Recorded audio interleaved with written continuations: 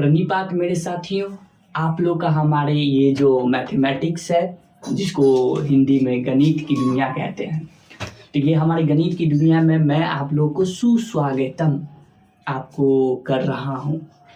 और जैसा कि आप लोग को पता है कि मैं क्लास 10th का एक अध्याय जिसको पोलिनोमियल हिंदी में बहुपद के नाम से ये जाना जाता है, इसको हम लोग स्टार्ट किए थे और इसको कुछ बातों को पढ़ लिए थे और इसको एक आर्टिकल वाइज यानी कि हिंदी में अनुच्छेद वाइज इसको पढ़ रहे थे एक टॉपिक के। जैसे कि 2.1 में क्या पढ़ना था, इंट्रोडक्शन के बारे में, फिर 2.2 पढ़ना था ये आपका जियोमेट्रिकल के बारे में पढ़ना था। कैसा जियोमेट्रिकल,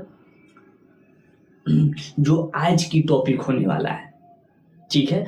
तो जैसा कि हम सभी इसके पहले कुछ संबंधों के बारे में जाने थे, किसके किसके बीच में संबंध, तो याद कीजिए वो संबंध था दो चीज के बीच में था। एक था हम लोग का गुणांक जिसको इंग्लिश में कोफिशिएंट कहते हैं, ठीक है। दूसरी चीज था हम सभी का क्या, दूसरी चीज था जीरोज यानी कि हिंदी में शून्यकों। तो इस दोनों के बीच में कुछ पढ़ने के लिए मिला था, ठीक है। वो क्या पढ़ने के लिए मिला था ये आप लोग देख चुके हैं। तो इसमें तीन चीज था। एक था रैखिक बहुपद का जो होता है गुणांक और ये शून्य का संबंध पढ़ना था, तो ये पहला चीज जान गए थे। दूसरा चीज हम लोग का ये था कि इसमें जो दूसरा आता है कौन सा, द्विघात वाला कौन सा समीकरण होता है, तो आपका क्वाड्रेटिक हिंदी में द्विघाती समीकरण होता है। तो इसका भी हम लोग का जो संबंध था किसके किसके बीच में, गुणांक और शून्य के बीच में, जो कि जान गए थे। आज की जो टॉपिक होने वाली है वो ये है, जो कि पीछे आप लोग यहाँ पे ये देख सकते हैं, ठीक है। दिखा देते हैं और थोड़ा जूम करके। हाँ, ये जो आप देख रहे हैं ये शून्य का एक है ना ज्यामिति अर्थ बताएगा। ज्यामिति अर्थ यानी कि आपको कुछ एक फिगर दिया हुआ है, वो चार्ट दिया हुआ है, उस चार्ट को देखकर आप बता सकते हैं कि उसका जो निकलने वाला है उस समीकरण का हल वो कितना है। शून्य उसका 1 है, 2 है या फिर 3 है, तो ये चीज पता कर सकते हैं। जरूरत नहीं है कि आपको जो दिया हुआ है वो आप समीकरण को हल करें तभी आपको पता चलेगा कि ये आपका इसका हल 2 है कि 1 है कि 3 है। फॉर एग्जाम्पल में अगर एक मैं रैखिक का उदाहरण दूं, रैखिक का उदाहरण यहाँ पे रैखिक बहुपद, ठीक है, जिसको इंग्लिश में इसको लीनियर पोलिनोमियल कहते हैं।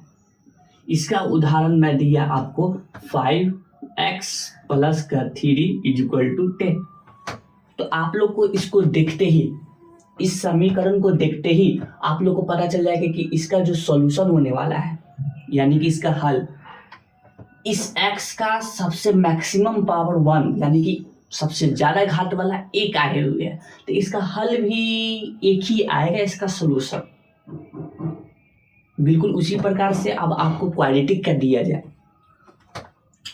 यानी कि द्विघाती समीकरण, द्विघातीय समीकरण बोलिए या बहुपद बोलते हैं, समीकरण नहीं बहुपद, इंग्लिश में क्वाड्रेटिक पोलिनोमियल। चलिए ठीक है, ये कैसा रहता है, तो इसको फॉर एग्जाम्पल में दे रहे हैं ऐसे, तो x² + का 10 और माइनस का 50, ये मैं एक क्वाड्रेटिक इक्वेशन दिया, ठीक है, = में 0 रख दिया, = में 0। तो अब यहाँ पर आप लोग देख सकते हैं कि इस x का मैक्सिमम जो घात है सबसे ज़्यादा वाला घात वो 2 आए हुए हैं, तो इसका हल जो निकलेगा एक अल्फा, एक्स का जो एक हल निकलेगा एक अल्फा निकलेगा, और एक्स का जो एक और हल निकलेगा वो एक बीटा निकलेगा। ये 2 इसके सॉल्यूशन निकलेंगे। क्या मैं सही हूँ? बिल्कुल। एक होता है क्यूबिक पोलिनोमियल, त्रिघातीय बहुपद, जो कि हम लोग के इस एनसीईआरटी बुक में नहीं पढ़ना है। तो ये जो चीज़ हम लोग जो इसको देखकर पहचान रहे हैं, अब इसको देखकर पहचानने की ज़रूरत नहीं है। अब आपको एक दिया जाएगा क्या, ग्राफ, एक ग्राफ दे दिया जाएगा, ठीक। उस ग्राफ को देखिए, आपको देखते ही समझ में आ जाएगा कि अच्छा अच्छा अच्छा यहाँ पे आप कट रहा है तो इसके 2 हल है, यहाँ कट रहा है तो 1 हल है, यहाँ कट रहा है तो 3 हल है। उसके जारे में जो पढ़ेंगे वो आता है इसके अंदर ज्यामिति अर्थ, जियोमेट्रिकल जिसको बोलते हैं, ठीक है। क्या मेरी बातों को समझ में आया? बिल्कुल। तो ये जो पार्ट है आपका, ये पार्ट आपका 7, चैप्टर नंबर 2 का पार्ट नंबर 7 ये होने वाला है। तो इसको स्टार्ट करते हैं और मेरे और आपके बीच में इसकी वार्तालाप प्रारंभ रहेगा। आइए हमारे इस मैथमेटिक्स की दुनिया में डूबने का कोशिश करते हैं।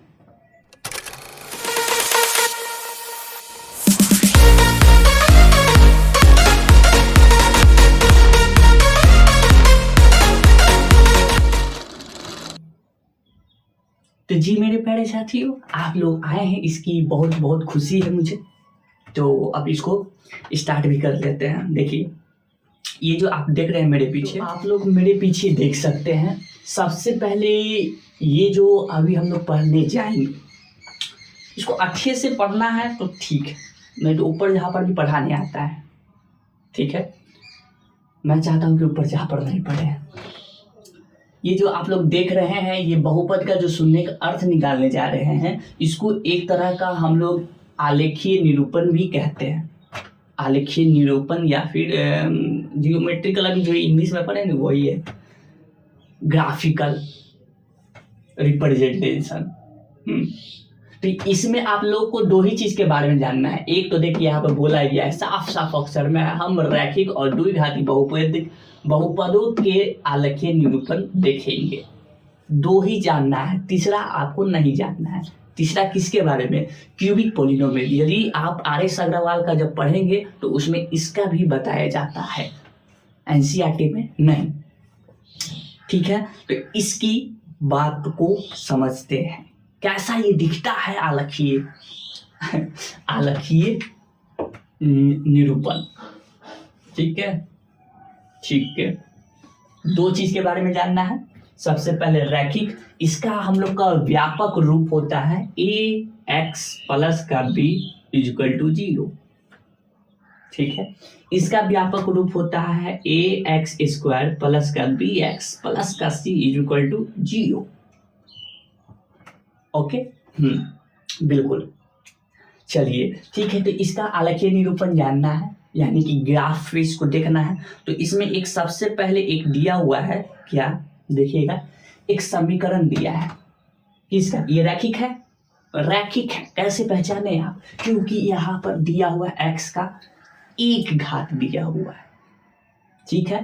तो यहाँ पर इसको नोट कर लेते हैं, y is equal to 2x plus का 3। ये हमारे पास एक समीकरण है, बिल्कुल ठीक है, अच्छी बात है।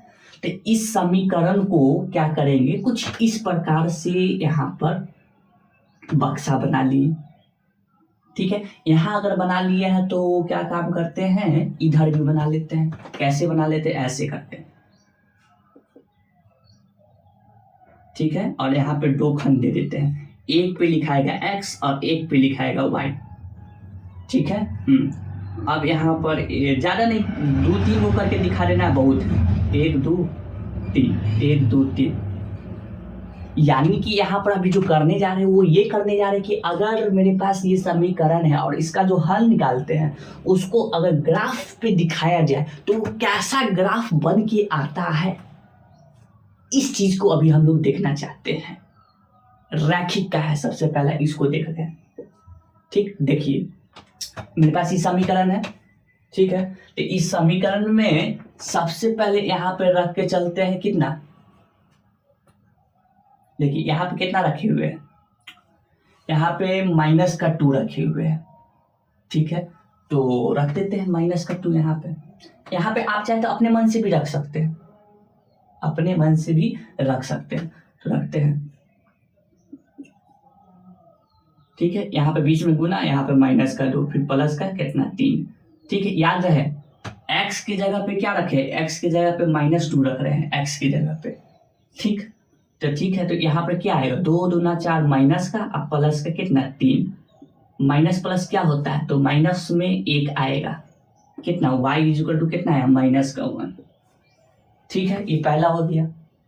फिर दूसरा, इसी समीकरण में अब रखा जा रहा है कितना, 2 रखा जा रहा है, ठीक है। तो इसको फिर मिटाए, अब x की जगह पे c पर c प्लस का 2 रखाएगा, ठीक है। तो y equal to 2 into 2 plus 3, ठीक है। 2 दूना कितना हो जाता है 4, अब प्लस कितना 3, ठीक है। तो y इक्वल टू 7। जब x के जगह पे 2 रखा गया तो y आता है कितना 7, ठीक है। एक और बना लेते हैं, एक और। अब कितना रखना चाहेंगे, कितना रखना चाहेंगे आप ही बताइए, कितना रखेंगे, एक रखते हैं। y इक्वल टू 2 इंटू 1, यानी कि x के जगह पे अब 1 रखना चाहते हैं, तो रख देते हैं। प्लस का 3 है, 2 एकम 2, अब plus 3, 3 2 5, y equal to 5, y equal to 5 आया, ठीक है। बिल्कुल कोई दिक्कत नहीं। अब चाहे तो इसमें एक खंड और आप बना सकते हैं, कुछ इस प्रकार का। क्लास 9 में आप लोग पढ़ के आए होंगे, किसी भी निर्देशांक जो होता है उसको कैसे ग्राफ पे दिखाते हैं, वो आप लोग क्लास 9 में पढ़े हुए हैं। x सबसे पहले x वाला का लिखाता है तो -2, और फिर है -1, उसके बाद फिर 2, फिर 7, उसके बाद फिर 1, उसके बाद फिर 5। आप लोग इसका निर्देशांक निरूपण करना जानते हैं क्लास 9 में। अब ये बात अगर है, जानते हैं, कर भी लिए हैं, तो अब इसको ग्राफ पे दिखाएंगे, ठीक है। ग्राफ पे दिखाते हैं। तो ग्राफ हमने बनाया कुछ इस प्रकार का, ठीक है। ठीक है, इधर आपका हुआ x अक्ष, इंग्लिश में x एक्सिस कहते हैं, इसको कहते हैं x डैश अक्ष, इसको कहते हैं y अक्ष, इसको कहते हैं y डैश अक्ष। बीच में ओरिजिन होता है, यानी कि मूल बिंदु 0। इधर में 1 2 3 4 5 6 7 8, ठीक है। ऊपर में आपका देखिए जितना यूनिट यहाँ लिया गया उतना ही यूनिट सब जगह का लिया जाएगा रेंज में। तो इधर भी, इधर आपका 1 2 3 4 5 6 7, ठीक है। हाँ ठीक है, इतनी बात समझ गया। इधर पे -1, -2, -3, -4। मैं अभी ग्राफ पेपर पे नहीं बना रहा हूँ, इसीलिए इसका हो सकता है निरूपण थोड़ा 19-20 हो सकता है, ठीक है। तो इसमें आप लोग ये नहीं समझिएगा कि गलत ग्राफ बन रहा है, बनेगा सही, लेकिन मेरे पास वो ग्राफ नहीं ना, ये बोर्ड प्लेन है, प्लेन ग्राफ है ये हुआ, ठीक है। सबसे पहले इसको, इस निर्देशांक को दिखाना है।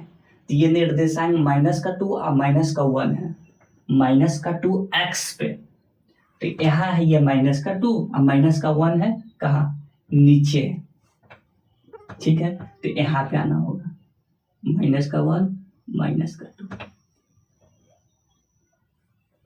ठीक है। ये देखिए -2 x पे गया, ठीक है, यहाँ आ गया। उसके बाद -1 थोड़ा नीचे, मतलब कि यहाँ पर है ये, इसके ठीक सामने, ठीक है, ये बिंदु को दिखा दिए। हाँ, उसके बाद 2 और 7 है, 2 और 7 का है, x पे 2 ऊपर गया 7, यानी कि यहाँ सही जगह पे है। चलिए ठीक है, 19-20 हो सकता है, डोंट माइंड। उसके बाद 1 और 5 है, x पे 1 और y अक्ष पे 5 है, ठीक है, 1 और 5 यहाँ पे आपका है, ये सही है। थोड़ा इधर होगा और इधर होगा,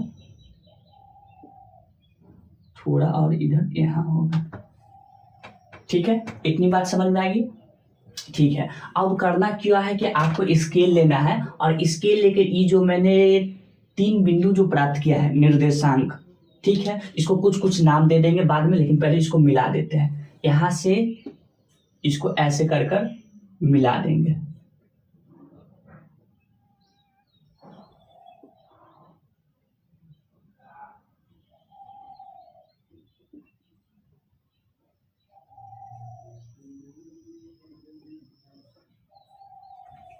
ठीक है, ऐसे करके मिला दिए।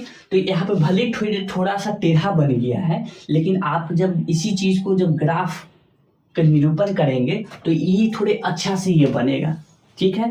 तो ये आप ग्राफ पे बना के देखेंगे तो आपको पता क्या चलेगा कि ये जो बनता है ये एक स्ट्रेट लाइन बनता है, स्ट्रेट लाइन बनता है ये ग्राफ। कहने का मतलब एक सीधी रेखा होती है।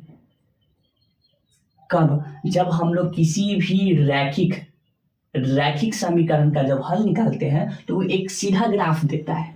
सीधा कहने का मतलब स्ट्रेट लाइन देता है। आप लोग यहाँ पे देख सकते हैं, इस बिंदु का नाम है, इस पहले इसका नाम रख देते, इस बिंदु का नाम है कोई P, ठीक है, जो कि P कितना पे है, -2 और -1 पर है, ठीक है। इसको यहाँ पे ऐसे करके दिखा दिए। फिर इस बिंदु पे कोई है कितना, 2 और 7 था, कहाँ है 2 और 7, ये इसका नाम देती है, क्यों, ये था 2 और 7। इस बिंदु का नाम R दे देते हैं, इसका है 1 और 7 निर्देशांक, ठीक है। तो ये एक कैसा ग्राफ दिया, स्ट्रेट दिया, यहाँ पे लिख भी देता हूं, स्ट्रेट देता है, ठीक है, स्ट्रेट लाइन, हिंदी में सीधी रेखा, ठीक, बात समझ में आई है। तो ये किसकी बात किया जा रहा है, इसकी बात किया जा रहा है, इसकी बात किया जा रहा है, इसका किया जा रहा है, लीनियर पॉलिनोमियल का बात कहा गया। आप लोग इसके जरिए अगर पता करें, ग्राफ पे देखें तो एक स्ट्रेट लाइन दिया है, एक चीज तो ये नोट करने वाली बात है। दूसरी बात ये है कि अगर आप लोग इसी तरह का कुछ और समीकरण लेके चलेंगे, 2-3 समीकरण लेके चलेंगे, तो आप लोग को ये भी देखने के लिए मिलेगा कि ये जो जब भी स्ट्रेट लाइन बनेगा ना, तो इस एक्स अक्ष वाले की जो रेखा है, ये जो एक्स अक्ष वाली ये जो चीज है, इसको एक ही जगह कहीं काटेगा। कहीं भी आप ऐसा कोई भी समीकरण लेके देखिए, और उस समीकरण को देखने पर हमेशा ऐसा तो बनेगा, कभी ऐसा बन सकता है, कभी इधर बन सकता है, कभी इधर बन सकता है, लेकिन वहां पे बात गौर करने वाला बात यह है कि इस एक्स एक्सिस को कहीं एक ही जगह काटेगा। और ये बात सच में भी है। यहाँ पे देखिए, इस चीज को देखिए, यहाँ पे जो मैंने क्रॉस बनाया है, ये इस एक्स अक्ष को एक ही जगह काटा। इससे क्या पता चलता है, इससे ये पता चलता है कि इसका जो सॉल्यूशन है वो केवल 1 है। मतलब नहीं समझे, इसका केवल हल एक ही निकलेगा,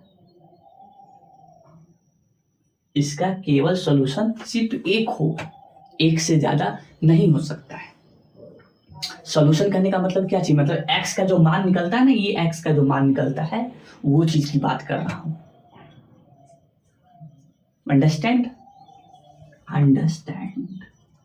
तो इस ग्राफ को अगर आप इसको अगर नहीं देखें, अगर खाली इसको देखें, तो इस सीधी रेखा है तो आप बता सकते हैं कि ये आपका रैखिक पॉलिनोमियल का एक समीकरण है, ठीक। दूसरी बात क्या कि ये एक्स एक्सिस को एक जगह काट रहा है, तो इसका सॉल्यूशन सिर्फ और सिर्फ एक होगा। इतनी बात क्लियर, ठीक है, ये बात आपका ये जो समझने वाला था ये खत्म हो गया। ठीक है, अब अगली बात, अच्छा इसका आप लोग को इसमें नहीं दिखाए, इसमें भी दिखा देते हैं। तो देखिए मेरे प्यारे साथियों, आप लोग को जो मैंने यहाँ पे ग्राफ बना के दिखाया, यानी कि आलेखीय निरूपण, वो आपका यहाँ पर देखने के लिए मिलेगा। देखिए यहाँ पर कितना स्ट्रेट लाइन एक नंबर का बन रहा है, एकदम मस्त बन रहा है, क्योंकि ये ग्राफ है। पीछे ये देख रहे हैं, ये ग्राफ पेपर है जिस पे ये बनाया गया है, तो इसलिए यहाँ पे स्ट्रेट मिला। ठीक है, और एक बात जरूर, यहाँ पे ये जो स्ट्रेट लाइन है कि किसका है समीकरण, तो ये y equal to 2x plus 3 का है, तो यहाँ पे लिखना होगा y equal to 2x plus 3। ये बात यहाँ पर इस स्ट्रेट लाइन देकर यहाँ पे इसके नीचे बताना रहता है। ये बात समझ गया आ गया? ठीक है, तो ये जो स्ट्रेट लाइन बना, इससे आप लोग दो चीज पता कर लिए। एक तो ये एक जगह ये काट रहा है, ये देखिए इस एक्स एक्सिस को एक जगह काट रहा है। ठीक है, जिससे पता क्या चलता है कि इसका जो एक्स का जो मान होता है जो भी है वो एक निकलेगा। ठीक है, हाँ, और दूसरी बात क्या इसमें पता चला कि ये जो है एक सीधी रेखा है, स्ट्रेट लाइन देता है। अभी मुझे कहीं निकलना होगा क्योंकि मुझे किसी का कॉल आया है। आप लोग को जो ये दूसरी वाली जो बात है क्वाड्रेटिक पॉलिनोमियल, इसकी अगली वीडियो में बात करेंगे। तब तक मुझे अभी जाने का अनुमति दीजिए, मुझे बहुत इमरजेंसी है। ठीक है, तो धन्यवाद, फिर मिलेंगे अगले पाठ में। जय हिंद, जय भारत।